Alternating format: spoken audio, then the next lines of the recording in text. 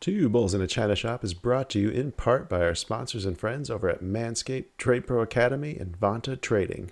Manscaped is the best in men's below-the-waist grooming with precision-engineered tools for your family jewels, and with a new and improved 2.0 version of the Weed Whacker now available, it's the perfect time to take advantage of our exclusive offer of 20% off and free worldwide shipping using promo code 2bulls at manscaped.com. As always, that is the number 2. And when it comes to institutional quality trading education, look no further than tradeproacademy.com. In our free Discord server, you'll find instructions to take advantage of our discount with them as well. And for anyone trading futures, check out vantatrading.com. Founded by Mr. W. Banks and Baba Yaga, they provide a ton of educational content with the focus of teaching aspiring traders how to build a repeatable, profitable process. Our exclusive discount code for Vanta can also be found in our free Discord server. We'll have all of those links and more in the episode description. Thank you for listening, and I hope you enjoyed today's conversation. You are listening to an entertainment program put together by a company called Financial Ineptitude. Anything said on this show is not an endorsement or professional advice. Would you really want to tell a court of law you were suing us because you thought taking financial advice from two idiots on a podcast put out by Financial Ineptitude was a good idea? Really? Clown hat smiley face. Well, hello everybody, and welcome to the China Shop. I am your host Kyle, and joining me for today's conversation is the best-selling author and World Cup champion of futures trading, the keen and kosher Kevin Davey. If you'd like to learn more about today's guests, you can check him out on Twitter at KJ Trading, or you can visit his YouTube channel at Algo Trading with Kevin Davey. We will have those links in the episode description. And if you'd like to reach out with some suggestions, corrections, or questions for future guests, you can do that via our email at 2bulls@financialineptitude.com, or you can join our free Discord server where a bunch of amazing people get together, share our struggles and lessons learned with other like-minded market aficionados. We'll have those links in the episode description as well. But now that we got the business stuff out of the way, let's get to know today's guest. How are you doing today, Kevin? Good. Thanks for having me on, Kyle.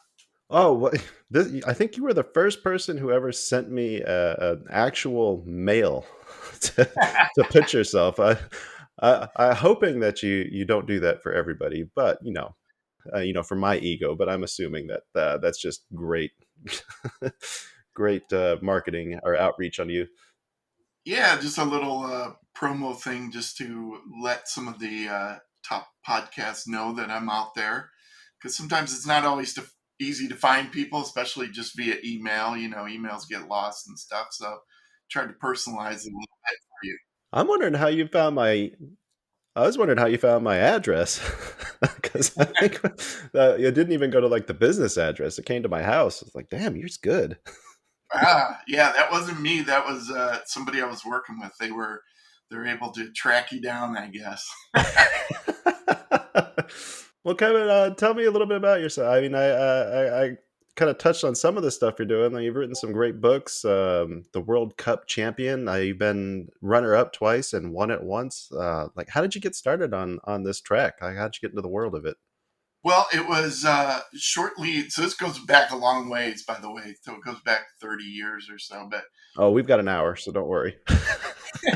When I got out of college, I had an engineering degree, and so I was from Ohio, and I moved out to California, and because I wanted to live in Los Angeles and be by the beach, and I was in aerospace engineering, and there was a lot of aerospace out there, and so I started working for one of those firms out there. And shortly after I was out there for a while, at first it was real cool. Oh, neat. Everything's neat. And then after a few months, I was like, oh, is this it?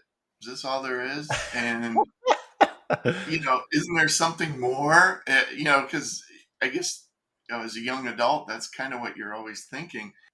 And then one day in the mail, the U.S. mail, which, now still exists, we don't get a lot of. It was a pamphlet. It was like a book. It was like 20 pages, and it talked about how you could make all this money trading commodities. And at the time, I didn't even know anything about this, but I saw, hey, if you would have bought sugar at this price and then added on at this price and this price and this price, you would have made $1 million in like 4 months or something like that, Right. And of course, you would have made it had you taken on incredible risk and got out before the market collapsed. Yeah, it didn't really say that, Right, but right. it was some guy selling a course, and he claimed that with it was like a Head and Shoulders pattern, and hey, you just follow this pattern, and you buy here, you sell here, and yeah, all the money's just going to flow to you. That's kind of what it was, and being a naive early 20s person, I was like hooked. I said, this is it. And so I sent away for it and tried it. It had a money back guarantee. And that's the interesting part because it made you paper trade for like 2 months. Right. And if you kept records of it and you weren't successful, they'd refund your money.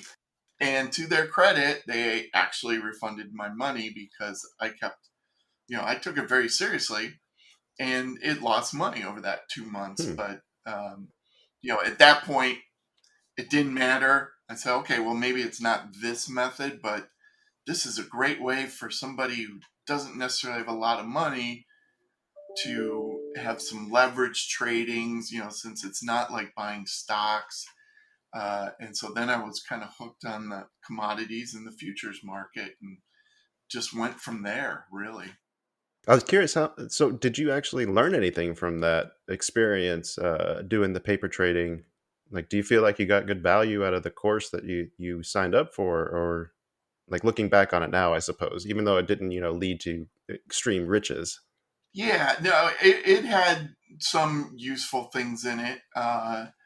It obviously the method they taught, I don't think there was much to it. It was like I said, it was just a simple Head and Shoulders, Right. but that did start me thinking about patterns and that kind of stuff, and it got me introduced to, oh hey, these are the pages of the newspaper where commodity prices are, Hmm.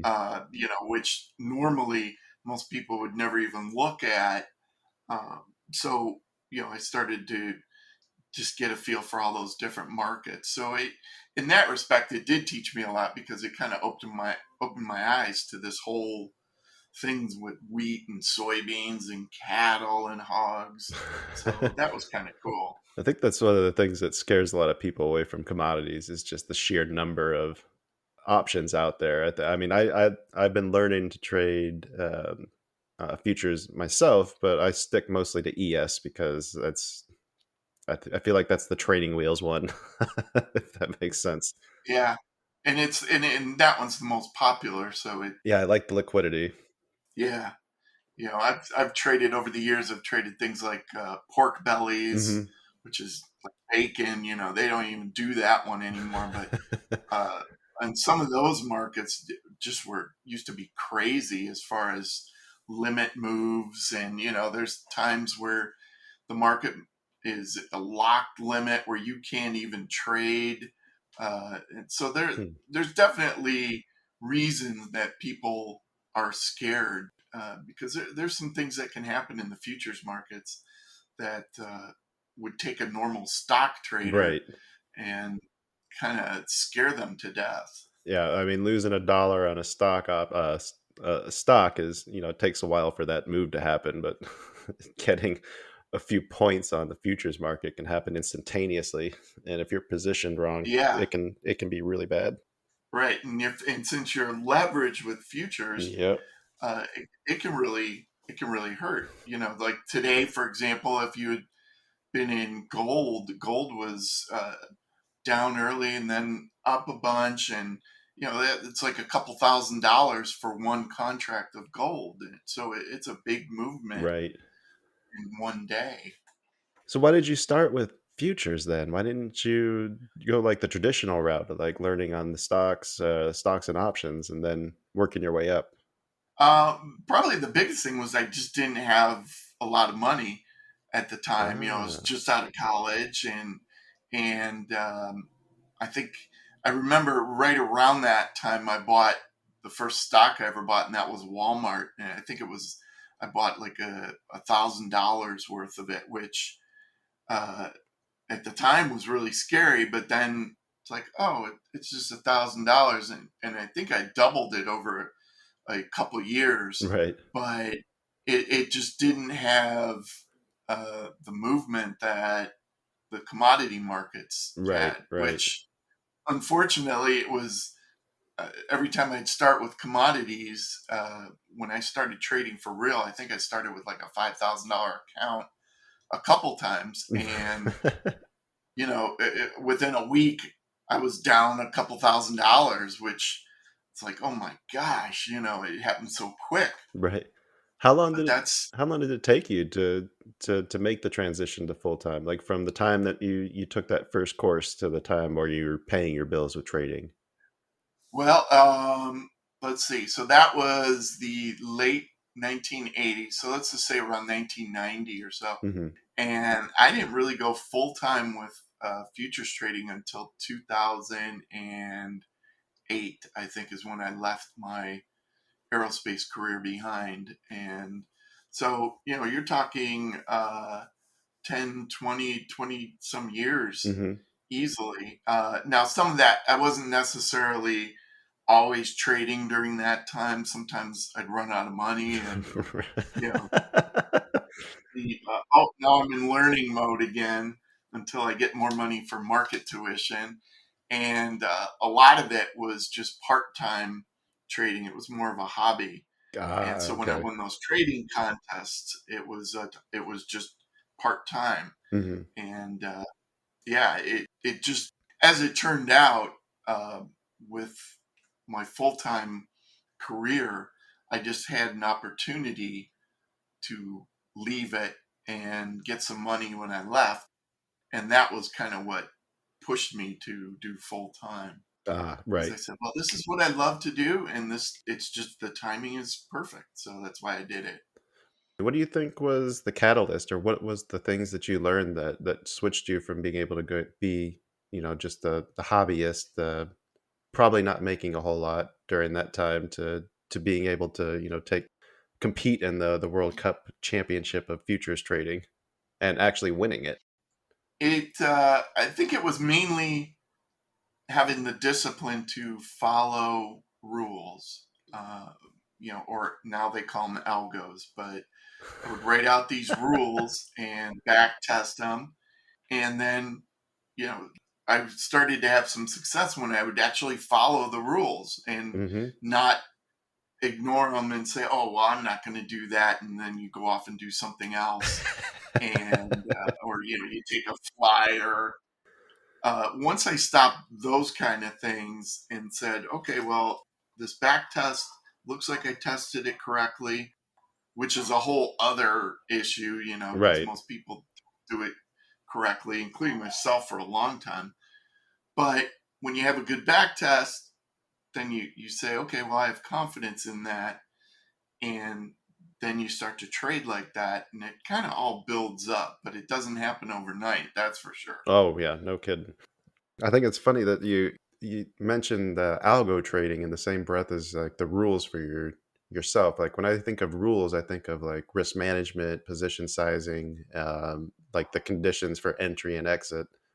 I never thought of that as like being the baseline of an algo, but I've also tried to simplify my trading to the point where it could be like that. Like I could hand a sheet of paper and be like, here's the criteria. You should be able to trade this now because I have everything written out and defined. Right. And that's, it's really for most traders, especially if you've used chart trading or done discretionary trading, it's really hard to do that. Hmm. It's really hard to define all your rules. And what I found when you create algos, if you just say, okay, well, I'm only going to do what the computer says, or I'm going to automate this and let the computer buy and sell. You've got to be real crystal clear on what those rules are, Hmm. because you can't say, well, okay, today I'm not going to follow the algo because there's a Fed announcement. You start to get into trouble when you do that kind of thing. So in one aspect, it's very rigid, Hmm. and but the other part of that is it's very freeing. Like you get a lot of freedom with it because now hey, I just follow those rules and I don't have to worry about some kind of press conference or some kind of Fed announcement or something.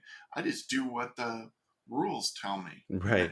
and that's good psychologically for a lot of people. Yeah, it takes the decision making out of the process. Like the decision making part is already done. Like once you put on that executor hat, you are just looking for set things to happen and clicking a button.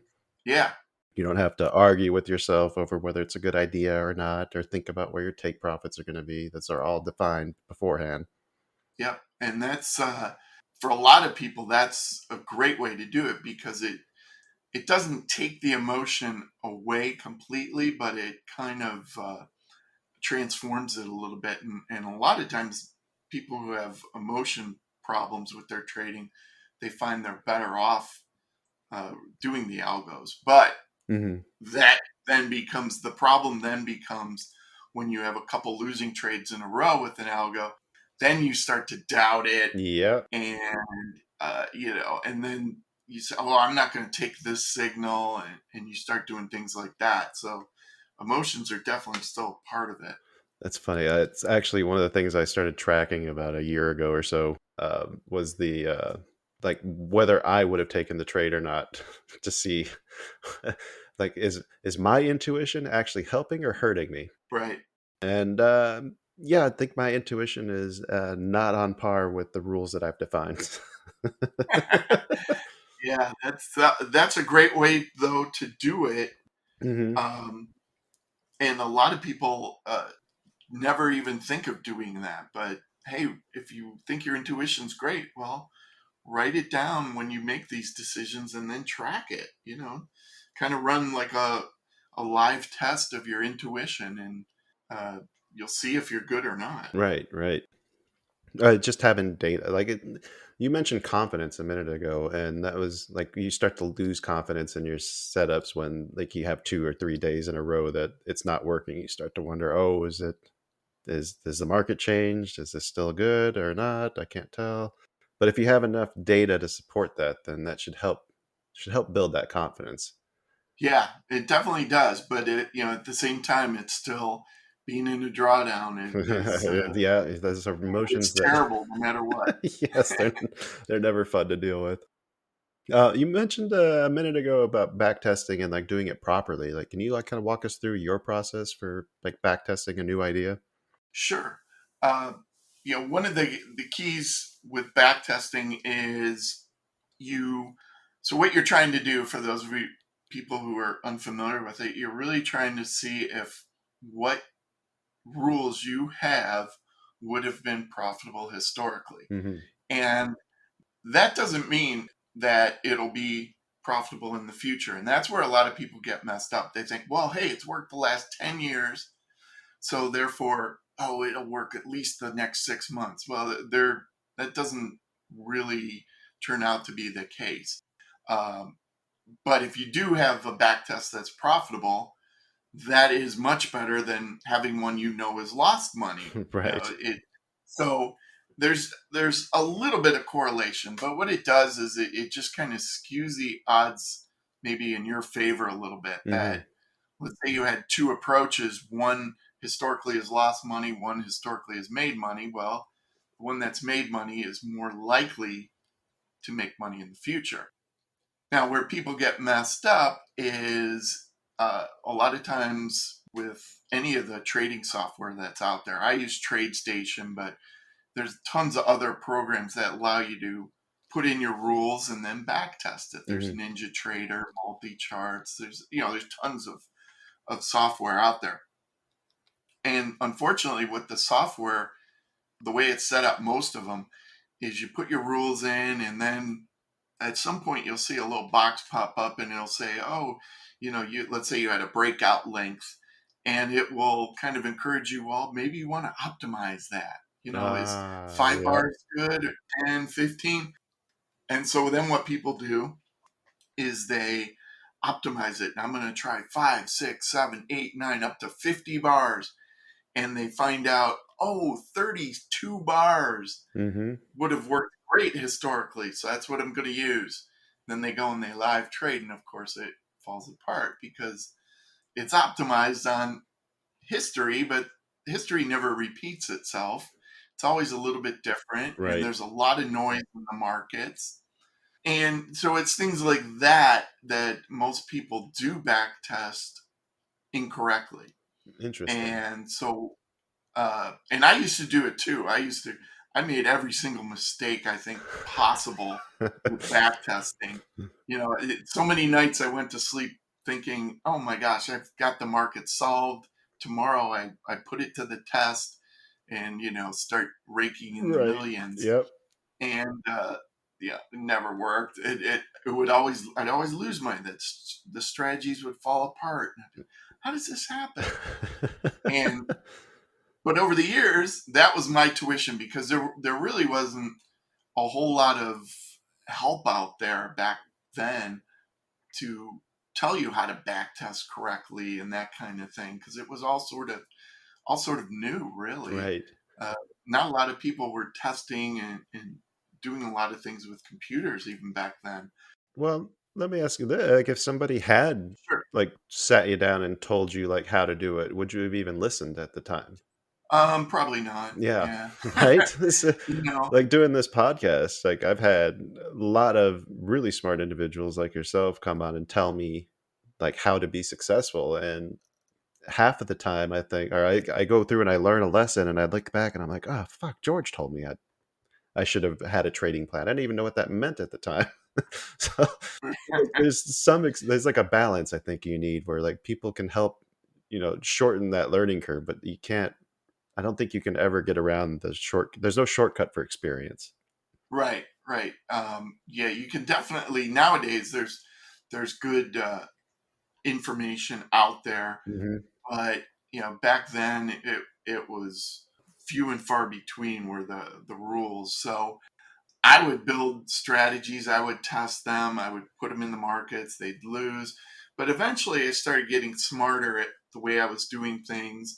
And I came up with a process that I actually still use today that uh, takes you from your trading idea, whatever you think you might want to program, and it goes through all these different tests that you try, or that you just operate the data. You put the historical data. Sometimes you use some of the data, sometimes you use all the data. There's special test techniques, and what comes out the end is usually garbage because it won't work. Especially once you include slippage and commissions. Right.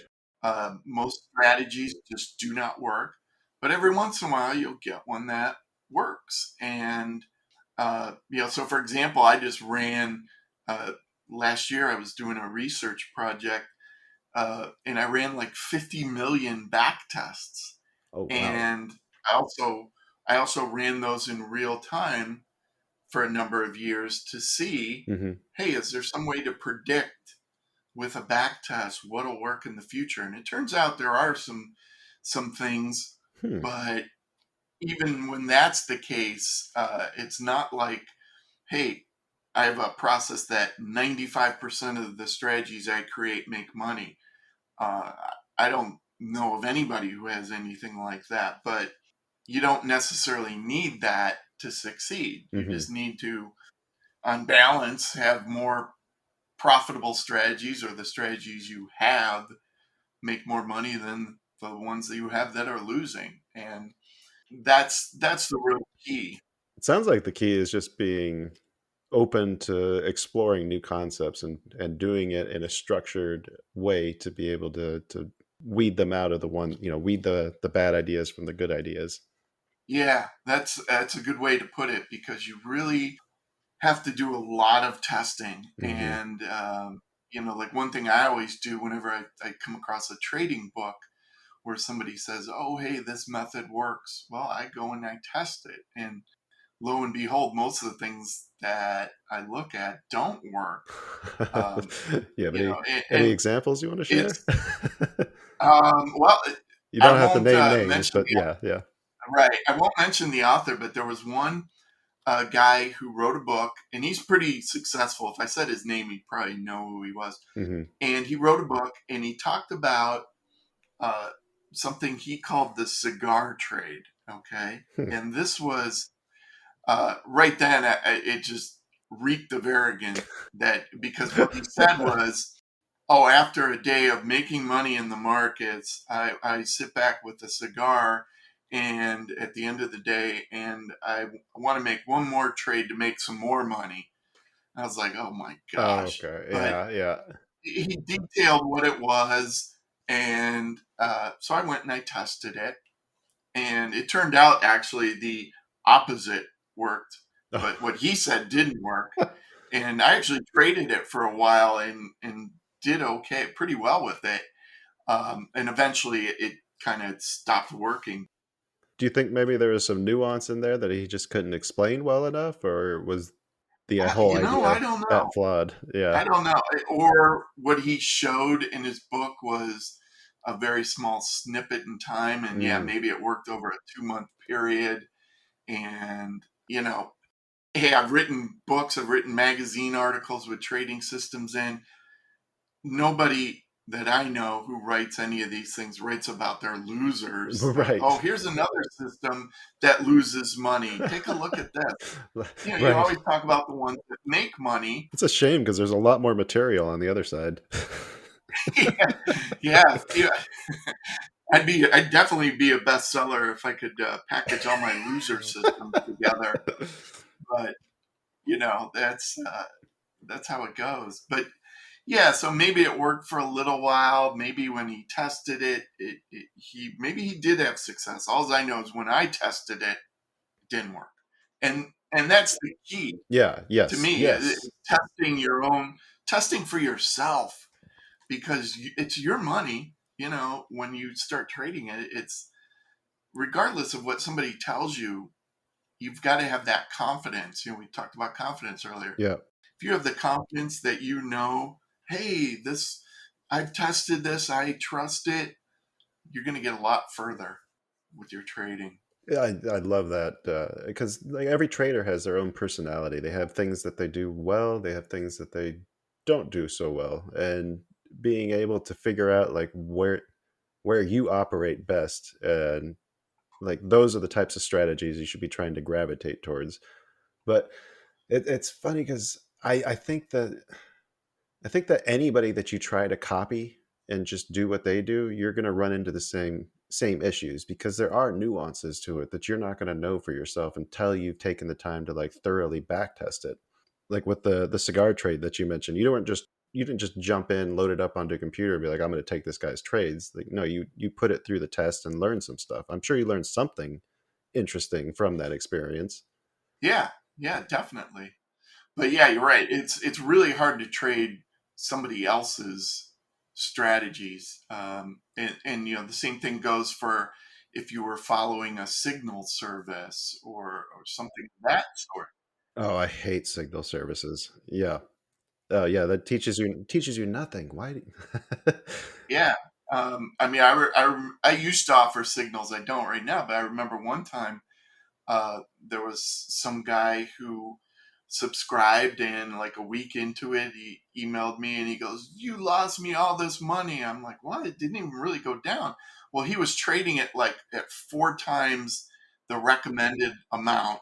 Okay. Yep. And then um, I said, "Well, you shouldn't be doing that." And then the next week, it made all the money back.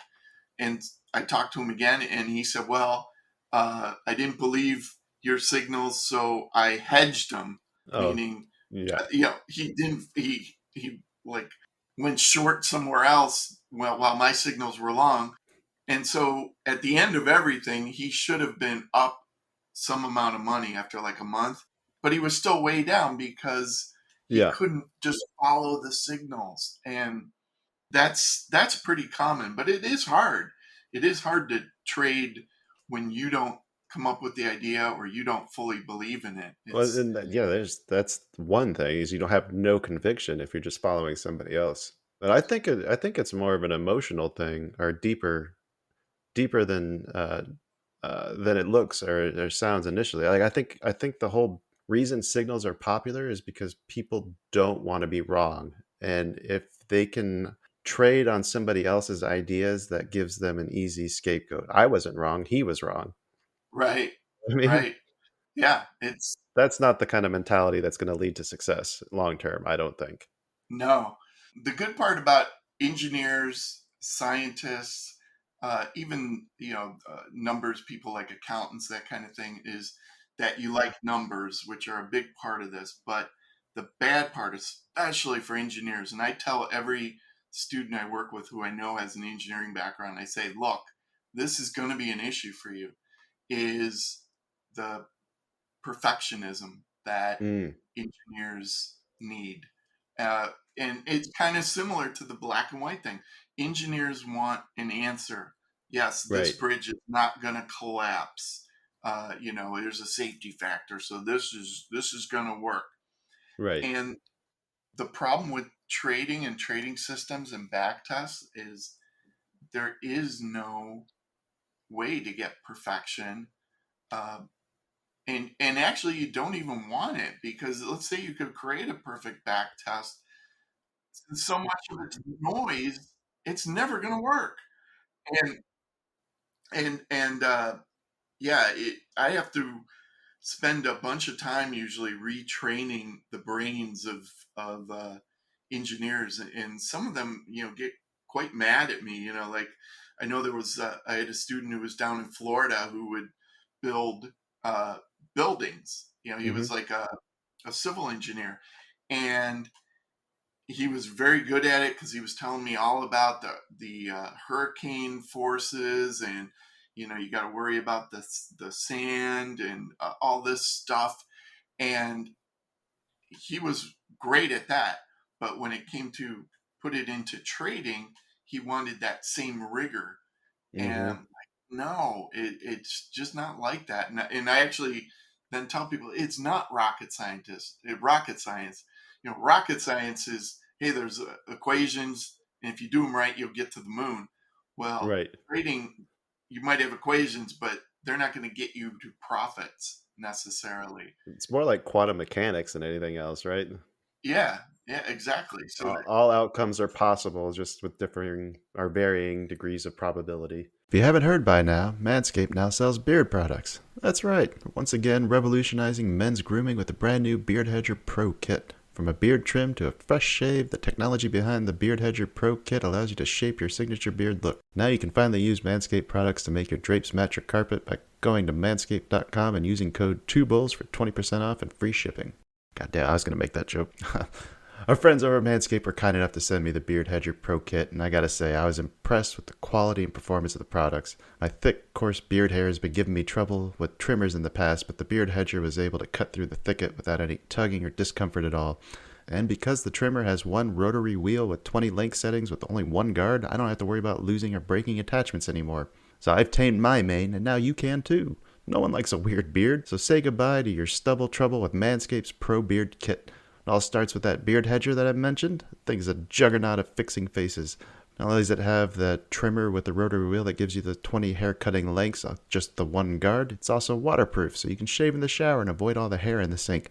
The titanium coated T-blade is tough on hair but smooth on your face, leading to a single stroke efficiency that brings satisfaction one stroke at a time. Phrasing. The Pro Kit doesn't end there, though. They also created 4 dermatologist-tested formulations for your post-trim care. First is the beard shampoo and conditioner. Gotta remember that all your hair is different. Beard hair, as I mentioned, is more coarse and easier to damage than the hair on your head, if you have hair on your head.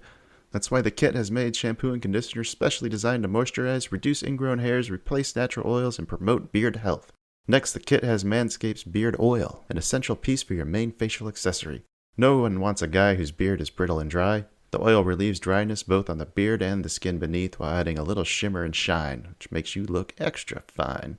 Cap off the kit with the Beard Balm, a pomade that shapes, styles, moisturizes, and tames for a sculpted look to attract any fellows or dames. The Pro Beard Kit also comes with 3 free gifts: a beard brush, comb, and scissors to ensure your beard is ready to impress. So get 20% off and free shipping with code 2bulls at manscaped.com. Of course, that's the number 2. That's 20% off with free shipping at manscaped.com using code 2bulls. Manscaped Beard Hedger, 1 stroke, 1 guard, 20 lengths. If your business earns millions or tens of millions in revenue, stop what you're doing and take a listen. Because NetSuite by Oracle has just rolled out the best offer we've ever seen. NetSuite gives you the visibility and control you need to make better decisions faster. And for the first time in NetSuite's 22 years as the #1 cloud financial system, you can defer payments of a full NetSuite implementation for 6 months.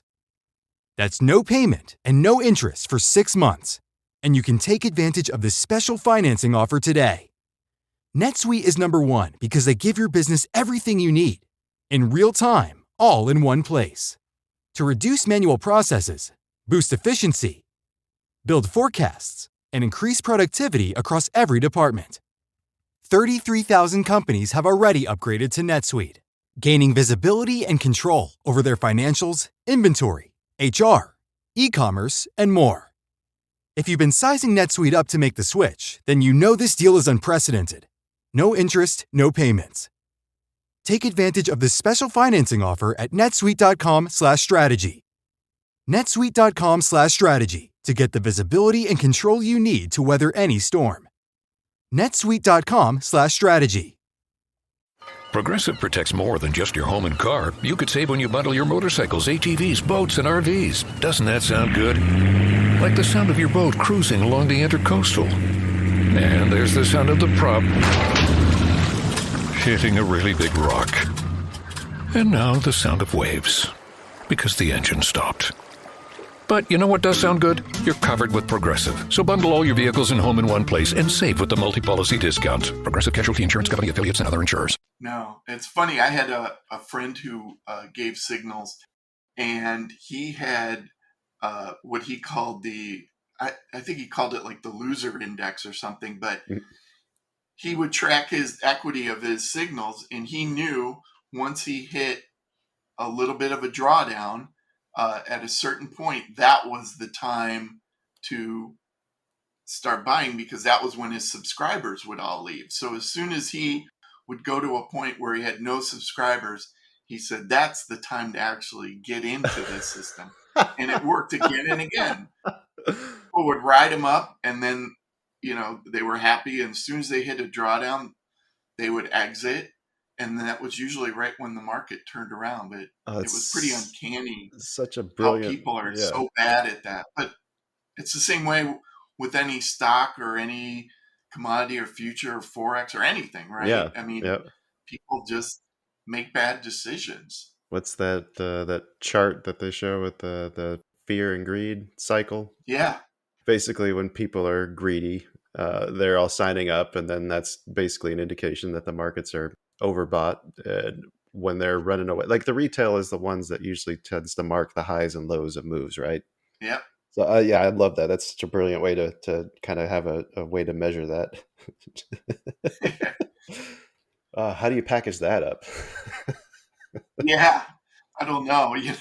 You almost have to get volunteers who know they're going to be the loser guinea pigs, right? And you tell this other group of people, hey, we're going to watch the losers and do opposite as they do. I see people paying a lot more attention now to things like FinTwit, Wall Street Bets, and Twitter. Like, I wonder if that's kind of the same idea behind that, is looking for indications of fear and greed. Yeah, it could be. Although, if you look at like Twitter and stuff, it's amazing how many trading millionaires are packed into one little community. I know. There's like very few losers on Twitter. Like, oh man. Yeah, it's amazing, and it's almost unbelievable. But it's that actually is. I warn people I work with. Watch out for YouTube and Twitter. You're just bombarded all day as a trader with how easy it is. Yes. And how big of a dummy you are that you're not making money when everyone else is. And if you'd only buy this course or buy this signal or whatever, right, you'd be making riches. And the amazing thing, there's a lot of traders or educators who don't even trade. I know. It's nuts. so over the past, I think past 2 or 3 years now, there's been three, I think it was three different trading quote unquote legends. One was in the Market Wizards book. Another guy was an editor of a trading magazine for years. Mm-hmm. And uh, long story short, after they passed away, it came out that they never traded. Really? Like the obituary for one guy said, well, he was a true trading genius who never traded. I'm like, what? Because Wow. this guy I would talk to him on the phone every once in a while, and he was a little bit older, and he'd lecture me on everything I was doing wrong. I'm like, okay. And now I look at it as, okay, what was he telling me? He didn't even trade. But Wow. that's what a lot of YouTube and Twitter is. It's a lot of people who just don't trade. And like I always say, I know a million sim trading millionaires, Yeah. but I Yeah. know very few real money trading millionaires. That's why I think it's back testing is important, but so is the forward testing part of it too, because you have to be able to, I don't know, you gotta feel those emotions. Like when you're blazing through a back test, I do a lot of them by hand just because Right. I feel like I get a better handle of the nuance when I get to actually like watch the rotations kind of more sped up, But doing it in back testing like that, I can blaze through, a day in like a couple minutes. Doesn't take very long. Like when you're actually sitting through a trade in real time, it's completely different, the experience, Yep. even if it's sim. Yeah. I mean, you look at an equity curve and you just, all your mind sees is lower left, it's zero, upper right. Okay. I made a bunch of money. Hmm. And your brain just kind of connects the two with a straight line, which, okay, that's great. Right. But what it tends to forget are all the little jitters along the way and all those little drawdowns and flat Yeah. periods.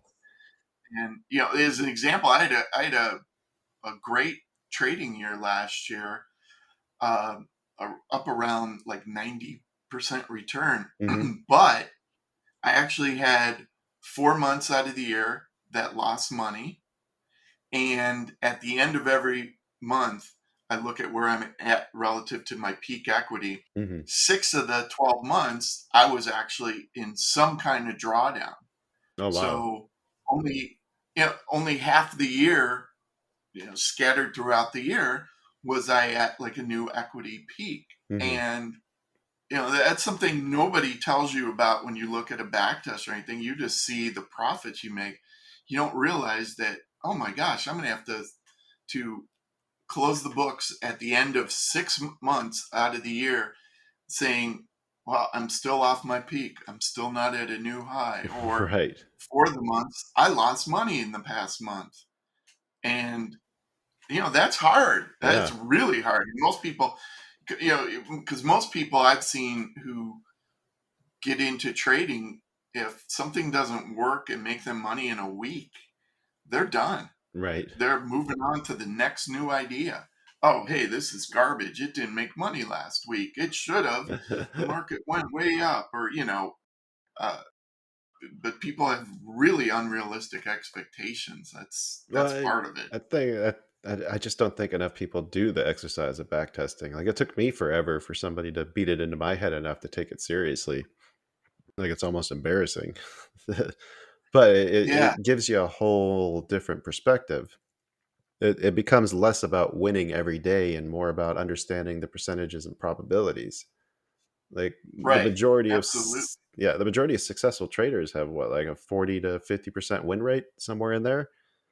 Like Yeah, if you do that for years, you're gonna have drawdown periods. Just it's statistically inevitable to have strings of losers that run much longer than you'd expect. yeah. And those drawdowns can easily be 30, 40, 50%. And, if you look at a lot of the professional hedge funds and commodity trading advisors that are out there, Hmm. uh, I doubt you'll find one with a 10-year track record that doesn't have probably a 20 or 30 or more percent drawdown. Right. And that's tough. Yeah, especially in the hedge fund world, a lot less Yeah, forgiving there too. yeah. So you, we kind of touched on your background in aerospace. That's something that I really want to touch on before we move on too much. Like you have a background in you called it aerospace, but really, let's be honest, it's rocket science. You're a rocket scientist, right? There you go. Yeah, I actually did intern for NASA. So I was actually, when I worked at NASA, I was doing equations for, Order filled. sorry. Not for order I was, filled. yeah. When I was working for NASA, I actually did, I was working on equations for moon launches, for rockets going to the Oh, moon. So how it cool is actually that? was true rocket science. So That is so cool. yeah, it was interesting because that was in the days before, uh, everything became just so super fast computer wise. So you'd Right. still have to. Uh, I didn't use cards. I was past the punch Okay, card okay. days, but it wasn't like we had really good computers back then. So it was still kind of tough. But You had the 5 1/4 yeah, I did floppies that. versus the 3.5. Yeah, yeah. You mentioned when we were talking pre-call that it was actually a lot more boring than it sounds. Yeah. And the reason is because so my first job out of college, it was working for a defense firm, Hmm. and most of the projects I was working on were research and development. So they were funded projects, but they were all kinds of like crazy ideas. Hmm. And usually what ended up happening was you do some analysis and then the project would be canceled because somebody was like, oh, I don't like that. Oh, Um, okay. and that kind of got to me. Yeah. There was one interesting project I was working on, and it was uh, basically the idea was to prevent missile strikes against like aircraft, like commercial aircraft. Oh. And what it was a device you'd throw out the back of an airplane, and it would try to get in the way of the missile and have the missile hit it rather than the airplane. So Oh, that's cool. something like that That's was cool. really cool. Yeah. It never got built. Um, so it was just another one for the garbage heap kind of thing. And Was any of those ones in the garbage heap the one that uses basically nuclear bombs to launch a spaceship? Like where they I never worked on I never worked on anything like that. So That was one of the most fascinating things that I think I ever saw is that the government like spent a lot of time like researching that to the point where I think they almost had a prototype ready to go. yeah, I mean it's amazing how much R&D work that the government would pay for because this was all government funded, Yep. and some of the just crazy ideas that people would come up with, and the government would say, "Oh, okay, yeah, why don't you try that?" And then 6 months later, nah, don't do that anymore. And, Yeah, uh, I can see how that would get tedious. yeah, yeah, and then after I did that for a while, I moved back to Ohio, and I was actually working for a company that made fuel pumps for jet engines, which that's a lot more mechanical than aerospace, but at least we were doing stuff that actually got built, Right. and it was pretty. That was pretty interesting because just about every jet aircraft out there uses what our company made, so that was kind of neat. Oh, that's cool. Isn't it funny though how like the jobs that sound super interesting, like when you actually like go and do them, they're a lot more tedious than you ever would have thought, or not nearly as exciting. Like I have a background in nuclear power. I joined the military at a young age and got went through the power program. But when I try to explain to people how a nuclear reactor works, they're like, "Oh, that's it." Yeah, it's just a hot rock that makes steam. That's it. It's the same technology we've been using for centuries. Right. Yeah, it's a lot more. But yeah, it sounds a It lot more interesting sounds when you cool. think about Yeah. all that's involved. But yeah, and that's probably true with most fields out there. So Not rocket science, though, but not as long as Kerbal Space Program's around. I don't know how many hours I've lost playing that game. Yeah, it is kind of interesting. I mean, I used to work. It was funny. I used to work with people, and we would work on like advanced fighter design. That was part of Ah, what we do, and so people were playing at lunch a lot of times. I think it was Microsoft Flight Simulator, oh, yep. and a couple of the guys I worked with actually found out. That one was a pilot, a private pilot, Hmm. and he was like, this game just doesn't feel right, when you accelerate or something. Hmm. And um, knowing, he had a background in aerospace, was a private pilot, was playing this game and realized there's a bug in the game. And it turned out uh, the game should have used velocity squared in some equations, Oh, and they only used velocity. So oh, huh. it was causing this issue with the game, and they actually got in touch with the Microsoft people. That was back when you could do that, Right. and they actually fixed it Oh, because they were that's like, "Ooh, you're right." that's so cool. Yeah, yeah. I think you had to be a pilot though to really to notice that it wasn't handling quite the same way. No, But for sure. I never noticed. I mean, I think I played the flight simulator games as a kid. There's one other thing I wanted to ask you then to kind of tie in your background to your trading, and it was a conversation I had with somebody. I can't remember who it was, but it was maybe 6 months to a year ago about the people that struggle the most are the people with the engineering backgrounds because they want everything to be black and white. I was curious if you had similar issues, or if you felt that your background was actually more of an asset than the hindrance.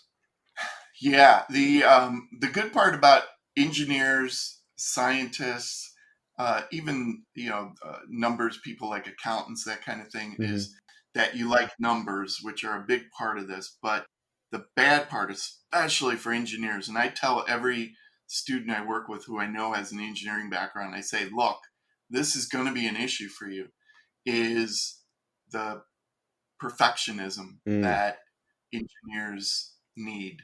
And it's kind of similar to the black and white thing. Engineers want an answer. right, Yes, this bridge is not going to collapse. There's a safety factor, so this is going to work. right. And the problem with trading and trading systems and back tests is there is no way to get perfection. Uh, and actually you don't even want it, because let's say you could create a perfect back test, since so much of it's noise, it's never going to work. And yeah, I have to spend a bunch of time usually retraining the brains of engineers, and some of them get quite mad at me. Like, I know I had a student who was down in Florida who would build buildings. Hmm. He was like a civil engineer, and he was very good at it because he was telling me all about the hurricane forces, and you got to worry about the sand and all this stuff.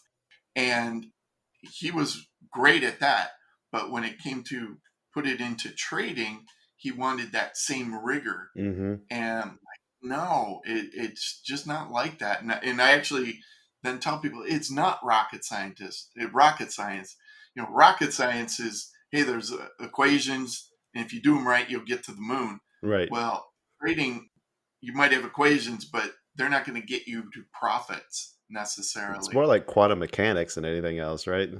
Yeah, yeah, exactly. So All outcomes are possible, just with differing or varying degrees of probability. right, and and the tough part about trading and back testing is when you're back testing, really the only thing you see are the back test results. Hmm. So it's just natural that you're going to want to make those as good as possible. Right. Yep. And my for me personally, I my one of my big breakthroughs was when I had a list of here's what I want for performance, and when I hit it, even though the equity curve kind of looked ugly, I just stopped. I Hmm. said, well, this is what I wanted. I'm not going to try to make it better. And that was a big turning point for me, because I was like, oh, hey, I don't have to make it perfect, and Right. it works. But yeah, so engineers are, yeah, they're tough a lot of times, and since I am one, I know exactly because I went through it all. Yeah, I think I went through the same thing, like what you talked about with trying to optimize your data, like getting sucked into that trap and then watching it fall apart the first, 3 weeks that you take it live. Yeah, What the hell happened? yeah. This thing was perfect a week ago. Yeah, this couldn't be me. And and you think, well, hey, even if it works for a little while, or even if I get a quarter of the profit that my back test showed, I'll be happy. And it just never works like that. Right. Whenever you try to bargain with the market, the market's just like, no, I'm just going to take your money. Yeah, Margaret doesn't hear you. Yeah. I was looking through the book that you'd sent me, the beginner's stock market investing blueprint. I'll make sure there's a link for that Hmm. in the episode description. A lot of the focus in there is about teaching your kids to invest. I'm curious, like, did you get to them early enough to where you were able to instill all the good habits right from the beginning, or did they still have issues that you had to help them work through? No, actually, they're pretty good. So they were all like preteen or right around teenage age when I started to talk to them about it. And Hmm. it really wasn't from a trading point of view, because to me, trading and investing are two different things. Right. But I just kind of said, hey, you guys, you know enough about the world that you've seen companies that are good, Hmm. and it turned out most of their companies were computer related because they were all into computers and gaming and that kind of thing. Yeah. Yep. And well, that's one good way to actually see. That goes back to Peter Lynch, who said, "Hey, if you think the company's good, then that's a good sign." Yeah. And so they didn't really have any bad habits, and even going forward now, uh, they're pretty good. We don't look at their portfolios too often, especially like this past year, Yeah. because obviously things suffered. But they know they're in it for the long haul, and I keep telling them, hey, this money in 20 years, which as a kid you can't think 20 I years know, out, right? but I said It's- this will be a nice little nest egg of something you can do something with. But you just got to pick some good companies, and then if things are going haywire and you want to switch, I know they they all were, I believe, in, was it Activision, oh, I yeah. think, and there was some kind of scandal with their Oh, CEO, yeah. Yeah. and they all picked up on it, and they were all like, "Yeah, we want out. We want to sell." And so I was like, "Wow!" I didn't even, because I don't follow Activision, but they did, and yeah, so they're able to kind of make some good decisions. They probably don't do enough with it, but Hmm. I figure anything at this point uh, is great. When I was their age, I wish Right. I would have had somebody, like my parents. They were kind of old school, and they'd invest, not even invest, just put all their money in CDs. Yeah. And I remember my mom just going around shopping different banks all the time for the best rate. She was very cautious, but at the same time wanted to try to maximize gains, but never really played. She didn't start playing with the stock market, believe it or not, until she was in her 60s. I believe it. And I believe it. yeah, and it was mainly mutual funds, but then she became like an investing maven. She was like, oh, it was amazing. I'm like, why weren't you doing this 30 years ago? But Right. back then it was a different world. And Well, yeah, I mean, but just yeah, I wish. to execute any sort of trade 20, 30 years ago was way different than it is today. Oh yeah, I mean, you'd have to call up your broker, and then you'd get hit with this huge commission Right. charge. Yeah, but yeah, I wish when I was that age I would have been investing and knowing about it. Probably would have saved myself uh, a lot of market tuition those first 5-10 years. Oh, market tuition. I love that term. Just can't get away from it, can you? Yeah, and it's absolutely true too. I mean, you try to cheat on a back test and you say, oh, nobody's going to know. The market knows. I don't know how it knows, but boy, it always figures it out. Oh God. I'm looking through some of the common mistakes in here because I think this might be a good way to wrap this up as we're getting towards the end here. The second one on here is something that I know that a lot of people struggle with. I've struggled with it in the past, but treating paper profits as play money. It's mistake number 2 in this book. Yep. How do you get around that? Like, how do you put yourself in the mindset that this is real, not play money? It's, that it's tough. It's really tough. Mm-hmm. And a lot of people never get over it, honestly. But I think for me, at least with futures, the only number I ever look at on my statements is that net equity down at the bottom. So that includes open positions Mm-hmm. and your balance. So that's always the number to focus on. I never look at just open profits or just closed profits. I look at that net equity. Mm-hmm. And I think it's harder to do in stocks. And I remember, I don't know how many years ago this was, but I remember Jim Cramer was touting Lenny Dykstra, he was a baseball player turned supposedly option guru, Mm-hmm. and how he was doing so great, and he was showing all these profits. Well, what he was doing was he just wasn't closing out his losers, and so Smart. yeah, and so he showed these great. Oh yeah, I made money on all these, but he never would get rid of the losers until I guess they'd expire, or even then, I think he just kept rolling the position. Right. Right. And I think that's a lot of people do things like that where they just refuse to. It's not a loss until you sell, right? Right. And I guess if you stop doing that and say, okay, well, it's the equity. It doesn't matter if it's open profit, closed profit. It doesn't matter. Mm-hmm. It's your money. And if you were to sell it right now, you'd get that money. And that's the way you really have to think about it. And unfortunately, a lot of people don't. And they have that gambler's mentality of, I'm going to let it ride, Right. I've got all, and then you get upstuck because you're looking at it was here. When it gets back to there, then I'll sell it. And then it gets back up to there, and then you think, oh, why would I sell it now? It's going up. And then it comes back down, and you think, right. oh, I should have sold it there. If it gets back there, I'll definitely do it this time. And then it never does. Yep.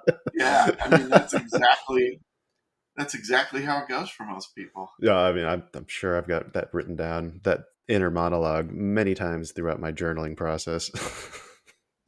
Yeah, I mean, it's but if you just treat everything as just equity and forget about if it's open or whatever, I think you'll be a lot better off. I think one of the things that helped me take the paper trading seriously was to have like actual like goals assigned to it, like not only goals but like conditions like that had to be met on passing those goals too.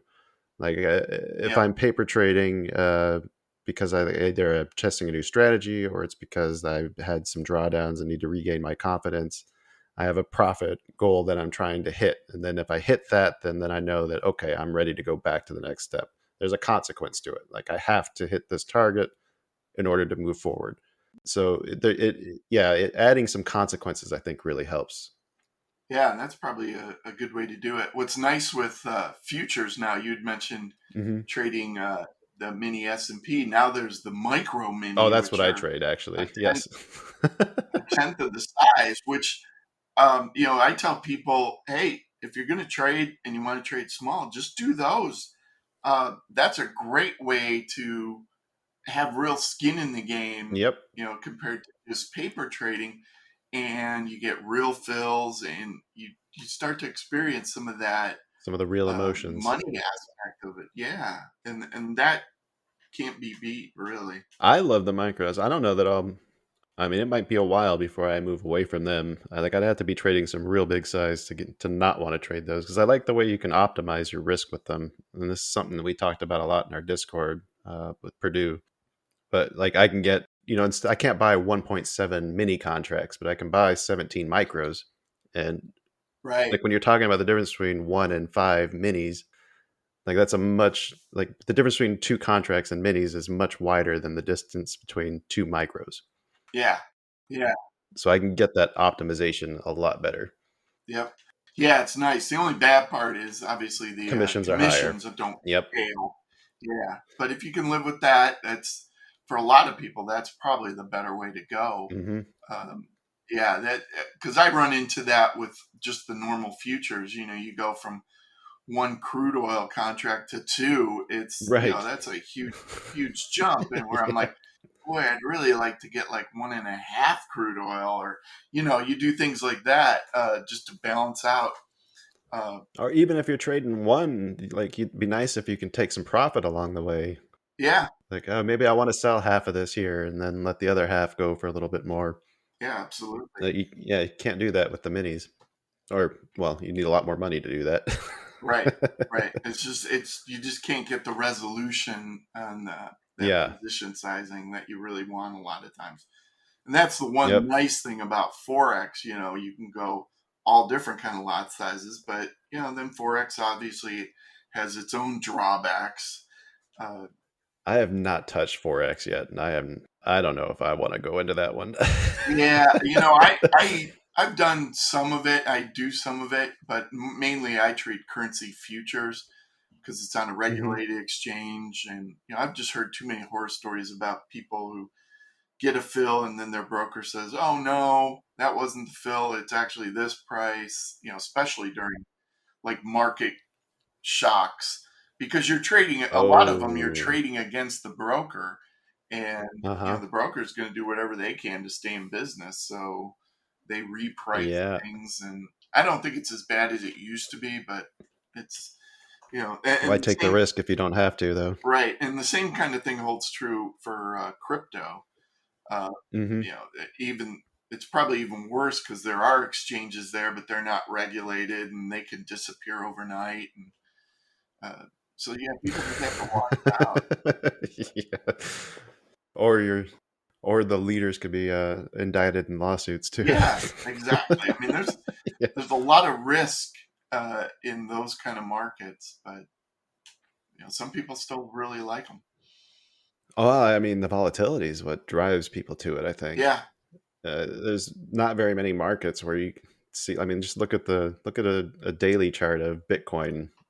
Look at the swings and the peaks and valleys over the last year. Like, yeah, there's a lot of opportunities there if you're just looking for movement. All right, Kevin, this has been a blast, and we didn't even really get to talk too much about the experience in the World Cup of the futures trading, which I kind of wanted to cover. So maybe we'll have to try to schedule a part 2 for you here. okay, yeah, sure. I'd be more than happy to do it. All right. You have anything that you like to leave the listeners with? Where can they find more about you? Best way is just go to my website, kjtradingsystems.com, or if you're on YouTube, just type Kevin Davey into the search box and it'll come up. I'll be somewhere near the top. And It was the top when I did it. yeah, well, that's good and it's working. Yeah. But Yep. I Yep. do a lot of videos. I try to do a couple new videos a week on just various algo trading topics, and uh, try to educate people and hopefully not come across as like, oh man, you can make $1 million in a day. Yeah. If anything, I tend to be too brutal in telling people how tough it is, and I get people who get pretty mad at me. If I'm not hearing somebody say that anymore, talking about the type of work that you're going to have to put in, then I don't want to listen to them anymore. Yeah, Like that's where I've come on my journey. yeah, Like I'm not putting up with those get rich quick type people. yeah. It's and the crazy thing is, even if you do everything perfectly right, you could still lose money. I mean, you Yeah. could put all the time in, and there's still no guarantee because the markets are just so random sometimes. Uh, Hmm. and What was that saying? The markets can remain irrational longer than you can remain solvent. right, and that's exactly true. Yeah. Oh, well, thank you, Kevin, for setting this up. Like this was like you found me. I'm so grateful that you thought of me when you were putting together the list of podcasts you wanted to come on. And thank you to everybody else for sticking around to the end of this. If you'd like to know more about Kevin, you can check out his website at kjtradingsystems.com, or you can visit his YouTube at Algo Trading with Kevin Davey, or just type in his name in the search bar. It'll be at the top. You can check us out at twobullsinachinashop.com. We'll be back in your ears soon with another exciting episode. But until then, punch that 5-star rating in the face like Mike Tyson in his prime, and take care. Thanks for listening, everyone, and I hope you enjoyed it. Progressive protects more than just your home and car. You could save when you bundle your motorcycles, ATVs, boats, and RVs. Doesn't that sound good? Like the sound of the wind in the trees as your RV sits parked in the forest. Is that the call of the majestic owl? And there's the sound of a tree branch crashing into the roof of your RV. Oof, I guess their nest was in that branch.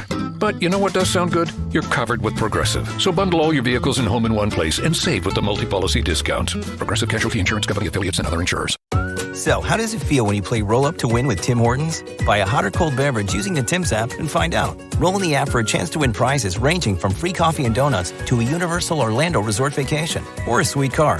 Oh, don't forget the TV. And this year, every roll is a shot at a $1,000 daily giveaway drawing for 2 $500 prizes. Roll up to win and get treated by Tim's.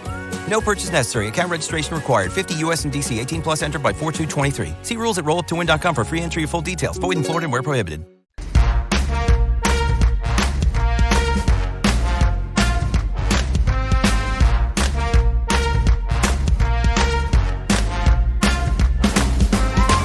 Two Bulls in a China Shop is an entertainment program, and all thoughts and opinions expressed in the show belong to the hosts and not of any company. They are not intended to provide specific advice or recommendations for any individual or on any specific security or investment product. It is only intended to provide entertainment about stocks and the financial industry of trading.